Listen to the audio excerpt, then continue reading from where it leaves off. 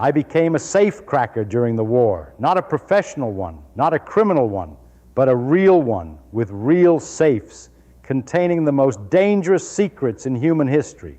It was 1943. I was 24 years old. I had just arrived at a secret laboratory hidden in the mountains of New Mexico. The place was called Los Alamos. Officially, it did not exist. The address was just a post office box in Santa Fe. The work we were doing there was so classified that most of the people working on it did not know what they were working on. We were building the atomic bomb. The laboratory was filled with the greatest scientific minds of the 20th century. Oppenheimer was there, Hans Bethe, Enrico Fermi, Edward Teller, Niels Bohr, traveling under a fake name, men who had already won Nobel Prizes, and men who would win them later. The concentration of genius in that small desert town was unlike anything the world had ever seen. And I, Richard Feynman, a nobody from Far Rockaway, a kid who had just finished his PhD, I was there too, working on the bomb, doing calculations, trying to figure out how to kill 100,000 people with a single flash of light. But that is not what I want to tell you about today. I want to tell you about the safes. Los Alamos was obsessed with security, and for good reason. The secrets we were keeping could change the course of the war, could change the course of history. If the Germans figured out what we were doing, if they got there first, the world would be a very different place. So everything was locked up. Every document was classified. Every calculation was stamped secret or top secret or something even higher. Every piece of paper that contained anything important was stored in a safe. Big gray filing cabinet safes with combination locks. They were everywhere, in every office, in every laboratory, hundreds of them scattered across the mesa, holding the secrets that could end civilization. The combinations were supposed to be unbreakable. The safes were supposed to be secure. The whole system was designed by the United States Army, and the Army was very confident that their security was perfect. I decided to test that confidence. It started as a game, a puzzle. I was bored. The calculations I was doing were tedious. My wife was dying of tuberculosis in a hospital in Albuquerque, and I could only visit her on weekends. I needed something to occupy my mind, something to distract me from the grief that was slowly eating me alive. So I started thinking about locks. How do they work? What makes a combination secure? What are the weaknesses? Every system has weaknesses. Every lock can be opened. The question is just how long it takes and how much you have to know. I went to the library. I read books on locksmithing. I read books on safes. I learned the theory. Then I started practicing. The first thing I discovered was that most people are lazy. Let me explain how a combination safe works. It is actually very simple. There is a dial on the front. You spin it left, then right, then left again. Each time you stop at a specific number. The combination might be something like 25, 4, 67, 3 numbers. You have to hit all 3 in the right order, spinning the right direction each time. Inside the safe, there are wheels. Usually 3 wheels for 3 numbers. Each wheel has a notch in it. When you dial the correct number, the notch on that wheel lines up with a bar. When all 3 notches line up, the bar drops in and the safe opens. Simple, mechanical, elegant. Now here's the question. How many possible combinations are there? Most safes at Los Alamos had dials that went from 0 to 99, 100 numbers, 3 wheels. So the total number of combinations is 100 times 100 times 100. That is 1 million. 1 million possible combinations. If you tried one combination every 10 seconds, it would take you about 4 months of continuous work to try them all, day and night. No sleep, no breaks, 4 months. That sounds secure. That sounds impossible to crack. But I did not try 1 million combinations. I did not even try 1,000. I cracked those safes in minutes, sometimes in seconds. How? Because mathematics is only half the story. The other half is human nature. The first thing I noticed was that people do not pick random combinations. They think they do, they believe they do, but they do not. A truly random combination would be something like 73, 12, 58. No pattern, no meaning, just 3 arbitrary numbers pulled out of a hat. But people do not like arbitrary. People like meaning. People like patterns. People like things they can remember. So they pick their birthday, month, day, year, or the last 4 digits of their phone number, or some date that is important to them, an anniversary, a graduation, a historical event. And here's the thing about Los Alamos. We were scientists. We were physicists and mathematicians and engineers. We were the kind of people who thought about numbers all day long. What numbers do physicists think about? Constants, mathematical constants, physical constants, numbers that appear over and over again in our work, numbers we have memorized, numbers that feel natural to us. Pi, 3.4159, the ratio of a circle's circumference to its diameter. The speed of light, 219,792 kilometers per second, or in the units we used, 186 down to 282 miles per second. Planck's constant, Avogadro's number, the charge of the electron, the mass of the proton. These numbers are burned into every physicist's brain. They are as familiar to us as our own names. And when a physicist needs to pick a combination, when they need 3 numbers, they will not forget. What do they reach for? They reach for what they know. I started trying mathematical constants on the safes, 31, 41, 59 for pi, 27, 18, 28 for e, the base of natural logarithms, 14, 14, 21 for the square root of 2. You would be amazed how often it worked. But mathematical constants were just the beginning, just the easy pickings. The real technique was more subtle, more psychological, more disturbing.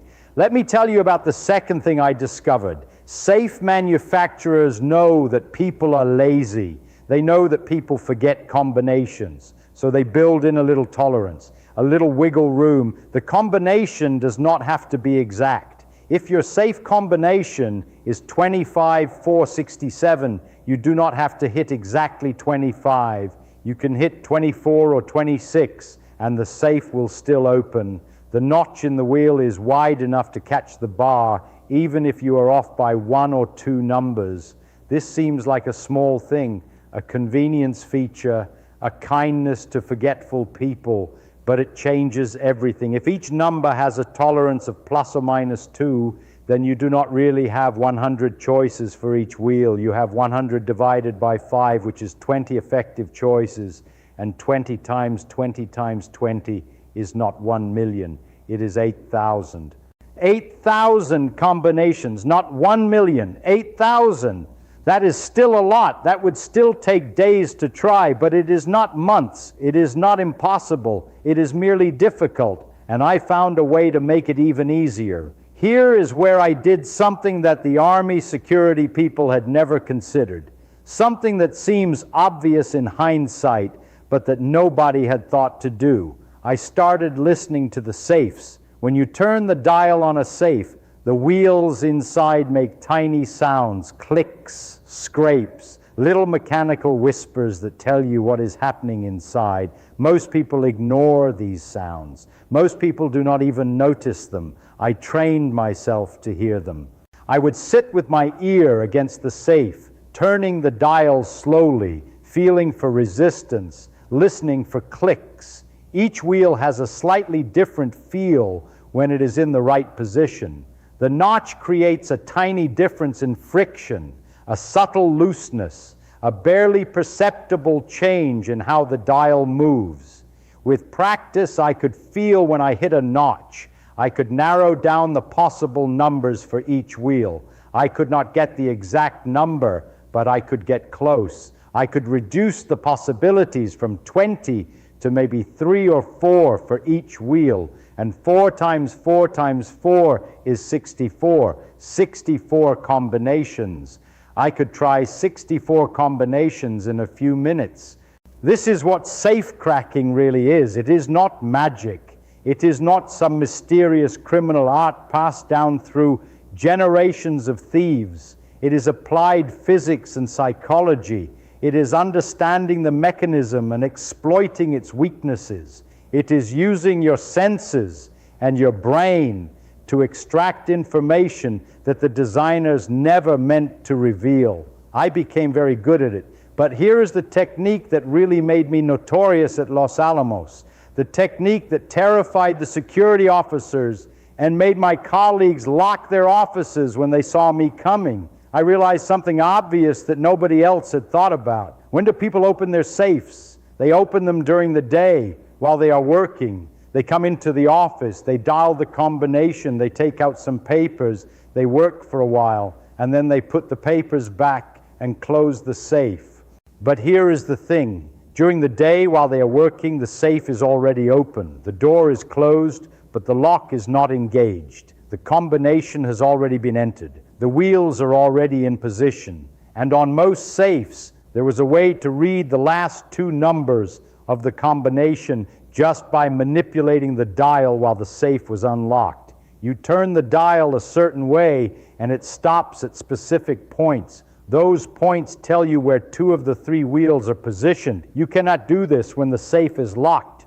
But when it is unlocked, when someone has already entered the combination and is just keeping the door closed for convenience, you can read the wheels. So I started visiting my colleagues. I would wander into their offices during the day. I would chat with them about physics, about the war, about the food in the cafeteria, about anything at all. And while we talked, while they were distracted, I would lean against their safe. I would casually put my hand on the dial.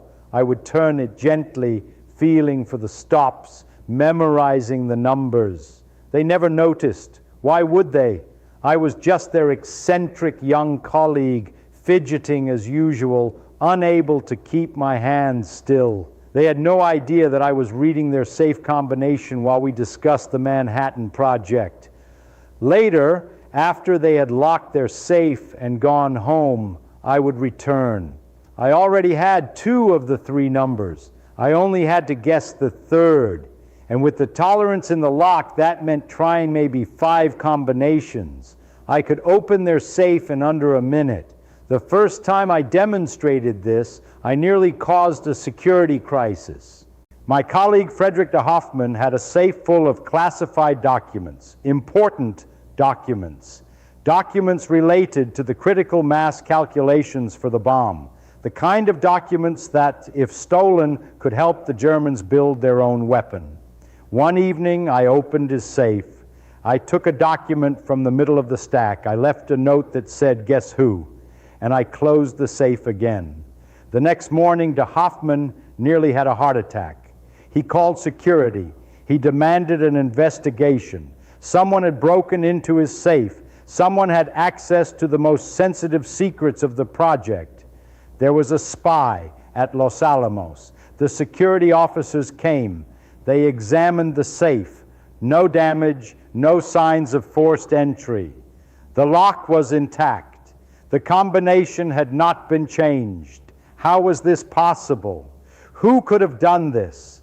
I let them panic for a while, then I confessed. They did not believe me. They thought I was covering for someone. They demanded proof, so I showed them. I opened de Hoffman's safe again right in front of them in under 60 seconds. Then I opened another safe, then another. Then I told them I could open any safe in the laboratory, and I was not exaggerating. The security officers were not amused. Word spread through Los Alamos like wildfire. Feynman can open safes. Feynman can read your combination while you are talking to him.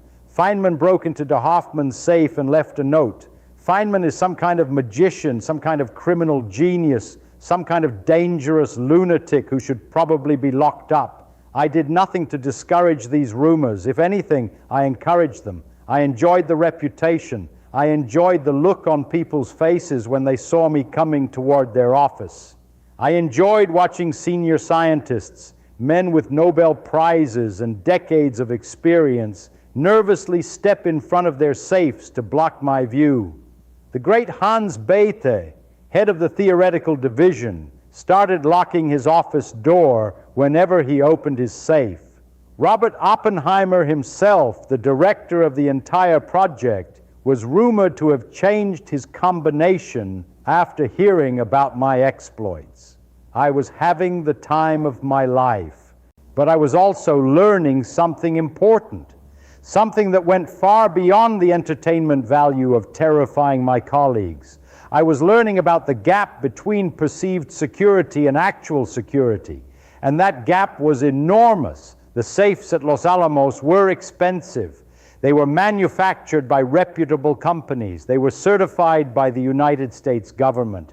They had been approved by security experts. Everyone believed they were unbreakable, but they were not unbreakable. They were not even close to unbreakable. A 24-year-old physicist with no training in locksmithing, armed with nothing but curiosity and a few library books, could open them in minutes. The problem was not the safes. The problem was the assumptions. The Army assumed that the only way to open a safe was to know the combination. They calculated the number of possible combinations. They decided that 1 million was a big enough number to guarantee security. They did not think about tolerance. They did not think about sound. They did not think about the fact that the safes might be unlocked during working hours. They did not think about human psychology and the tendency to choose memorable numbers. They built their security model on mathematics, and mathematics said the safes were secure. But security is not mathematics. Security is adversarial. Security is about what a clever, motivated, creative person can figure out when they really want to get in. And clever people do not play by the rules.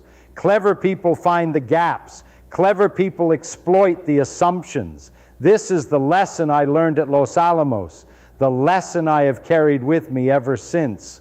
The map is not the territory. The model is not the reality. The calculation is not the truth. There was one safe I never cracked, one safe that defeated me. And the story of that safe is perhaps the most important part of this whole episode. It belonged to a man named Klaus Fuchs.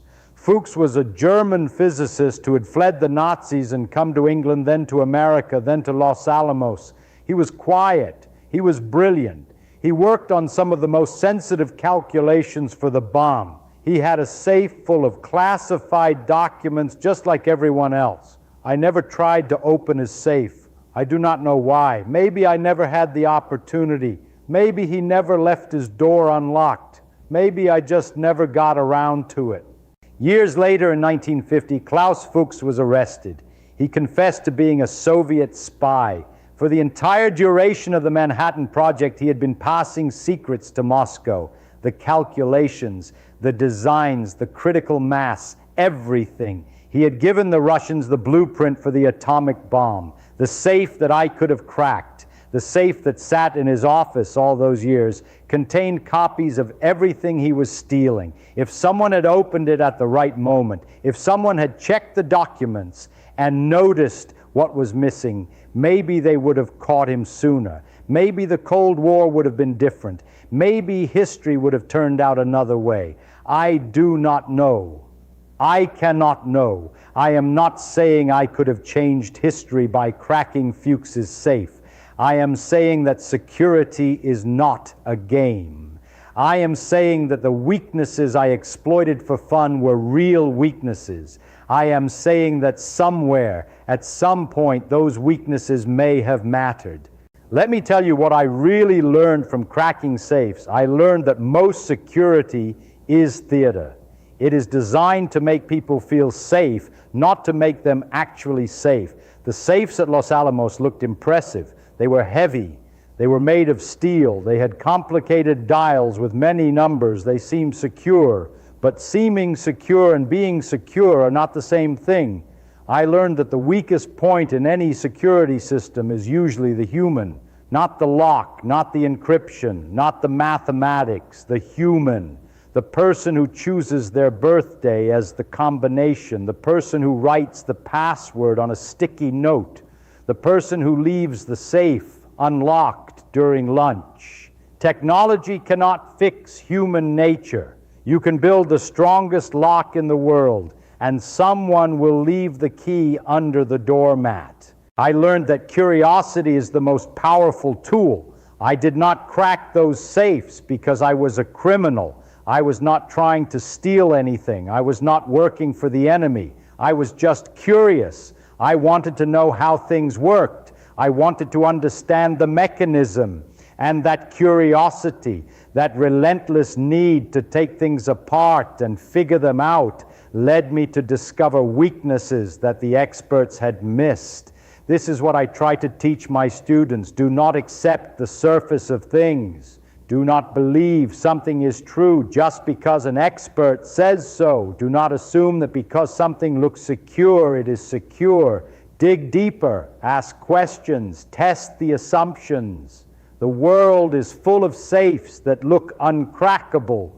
Most of them are not. After the war, I stopped cracking safes. There did not seem to be much point. The game was over. The secrets were no longer secret. The bomb had been dropped on Hiroshima and Nagasaki. The world knew what we had built. But I never forgot the lessons. When people show me a system and tell me it is secure, I smile.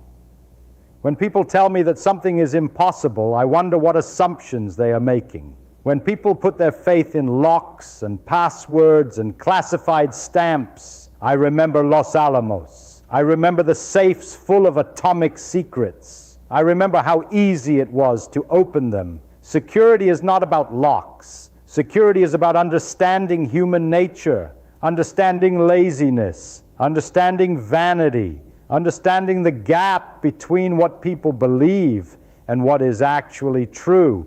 I cracked those safes because people thought they were uncrackable. That belief, that confidence, that certainty was the real weakness. Not the mechanism, not the mathematics, the assumption. And assumptions are always vulnerable. That is what I learned at Los Alamos. That is what the safes taught me. That is the disturbing truth that security experts do not want to hear. Every lock can be opened. Every secret can be stolen. Every system can be beaten. You just have to be curious enough to figure out how.